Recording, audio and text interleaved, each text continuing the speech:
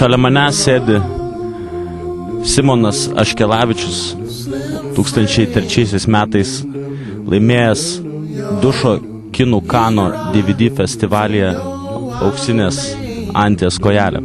Sveikas, Simonai. Sveikas. Malonu, nežinau, kad laimėjau tą kojelę. Šiaip, bet kažkaip jos dar negavau, bet nieko. Gal kažkada gausiu, tikiuosi. Tikėkimės. Tu turbūt žinai, kad mano močiutė yra siuvėja. Tai, man atrodo, visa Lietuva žino, tai kad tavo močiutė siuvėja. Ir jinai... Aš galvojau, kad mezgėja, bet tai ačiū, kad pataisėjai. Siuvėja, iš tikrųjų. Siuvėja. Ir jinai namuose turi metrą. Kas tau labiau patinka? Ilgas ar trumpas metras? Aišku, kad patinka labai man ilgas metras. Bet dar su ilgu metru aš nesu susidūręs, taip sakant, asmeniškai. Labai įdomus dalykas turėtų būti ilgas metras. Reiks užėjti pas tavo močiutę. Pasidomėti. Kokio ilgio yra metras? Metras, žinok, kino kalba metras yra... Ilgas metras tai yra valanda 10 minučių. Man atrodo, jau tiek užtenka. Matai, kaip čia įdomu skaičiuojasi. O trumpas? O trumpas tai gali būti nuo 5 minučių, faktiškai, netgi nuo minutės gali būti. Iki valandos. Tai tau ir trumpas metras. Žiūrint kur, Amerikai ten vienaip, Europai kitaip, bet yra formatai tie, aš dabar jų mintinai nemoku. DVD ten girdėjau. Ne, formatai yra laiko net formatai, ne tik ten laikmenų, reiškia. A4? Ne A4. Kitokie ten formatai. Bet būna ir A4. Būna. Gerai, žiūrėk, vis tiek esi kūrėjas. Taip galim, tarkim, gal ir, turbūt, kad taip. Ir ką tavo vaizdinėje kūryboje reiškia nuogas ir gražus kūnas? Niekad nefilmavau dar nuogo ir gražaus kūną. Tai dar tokio kažkokio neturiu tiksliai susiformavęs, kas tai yra mano kūryboje. Šiaip kūryboje tai yra gražu. Mano kūryboje to dar nėra buvę. Tai žiūrėsim ateityje, kas bus tai mano kūryboje.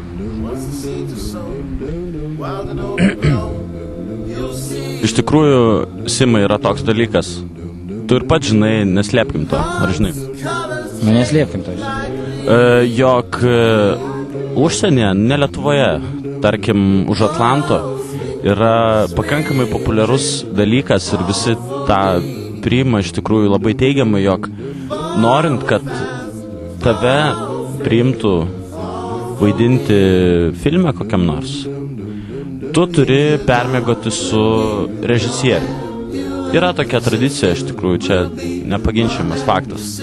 Kaip tu galvoji, ar tavo filmuose yra aktorių, kurie yra, kaip nors su tavimi susiję? Aš kalbu apie moteris. Kaip tu pasakysi? Lietuviškai. Suprastum lenkiškai, pasakyčiau lenkiškai, žinai, bet lietuviškai tai, ne, iš tikrųjų, tai... Nebuvo ten. Matai, kaip, jeigu apie mano filmą... Tu užsiparinai? Ne, aš neužsiparinau. Jeigu mano filmuose, matai, yra vaidinus tik tai viena mergina iš tikrųjų. Dar 2 merginas yra vaidinusios. Faktiškai. Viena tik rolę turėjo. Pas man kažkaip nebūna merginų filmuose. Aš pats pasimečiau net kodėl iš tikrųjų.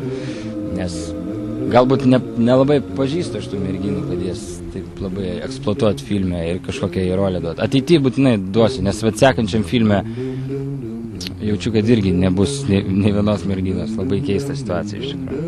Taip kad, nežinau, gal tai kažką ir pasako, kad netaip jau viskas, matai... Palauk, reikia kažkaip... Ne, nežinau, žinokit, kaip. Pas mane, matai, nieks nevaidino merginos, reiškia, galbūt iš tikrųjų dar nebuvo tos situacijos, apie kurią tu kalbėjai.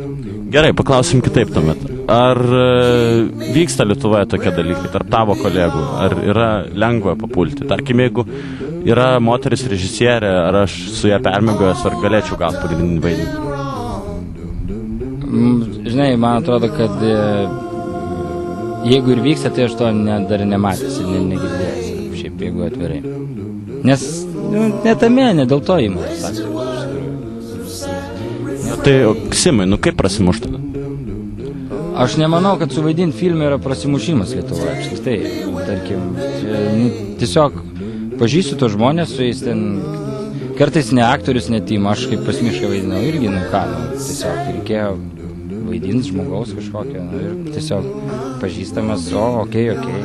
Nes, visi vaidinagi faktiškai nemokamai, tai, ką ten, koks čia nėra prasimušimas, vieną filmą suvaidinai, koks skirtumas. O aktoriai, manau, kad į filmus eina, iš tikrųjų, tie, kurie yra geri, tai tie ir eina. Tuos ir ima, nes, matai, pas mus labai stiprus teatriniai aktoriai, ta teatrinė mokykla labai stipri.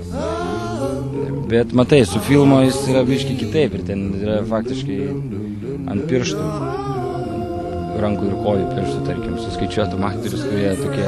20 aktorių. Jeigu vyras 21. Turbūt, ja. Gali būti. Nežinau, matai, ima iš tikrųjų, aš manau, tuos aktorius, kurie tinka, tipažiškai, jo ne... Nes čia nėra nieks, jeigu kažkas tai norėtų, rodytų kažkokią intenciją, kad iki tokio lygio, kad ten permego dėl to, kad gautų vaidmenį, aš nežinau, tada jau reiškia labai daug kalbėtų apie tai, kad pas mus industrija jau klesti. Iš tikrųjų taip dar nėra. Reiškia, industrija dar neklesti.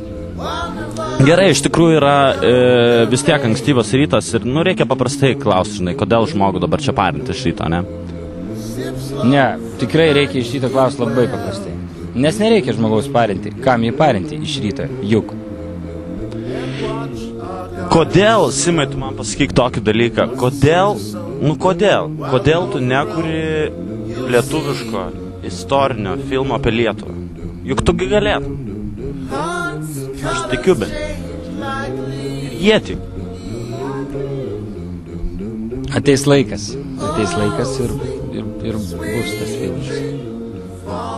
Bet taigi laikas bėga, žiūrėk, kažkokie seni dabar režisieriai užima tavo vietą, juk tu galėtum iš tikrųjų išnaudoti ir savo tą, visą jauną energiją panaudoti, reikiamam tikslui. Taigi pagalvok, čia iš karto įsirašytum istoriją. Matai, jie greičiausiai irgi kažkada buvo mano amžiaus ir irgi sakė, kad ateis laikas. Matai, laikas atėjo. Tai aš kažkaip viliuosi, kad ateis ir mano laikas. Kaip atėjo ir jų. Nes čia, matai, Lietuvoje daryti kinus oficialiai, turbūt turi ateiti laikas. Nieko. Nes, matai, jauniems dar nelaikas yra.